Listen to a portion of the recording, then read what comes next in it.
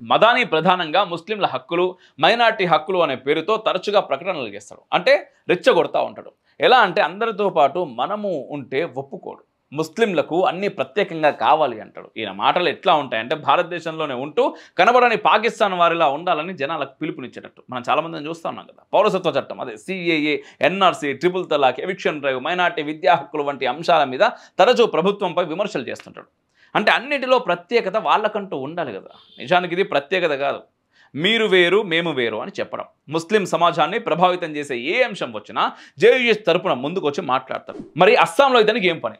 అస్సాంలో ఎన్ఆర్సీ అక్రమ వలసదారుల సమస్య చాలా సెన్సిటివ్ టాపిక్ కదా. అస్సాంలోని బెంగాలీ ముస్లింలు అంటే వారిలో కొంతమంది బంగ్లాదేశ్ నుంచి వచ్చిన వారు కూడా ఉన్నారు. దానివల్ల తమపై జరిగే ఎవిక్షన్ డ్రైవ్ వల్ల వాళ్ళంతా నష్టపోతున్నారు అని ఈయన వాదన. ఈ విషయం ముస్లిం కమ్యూనిటీపై దాడి అని మదాని భావిస్తున్నాడు.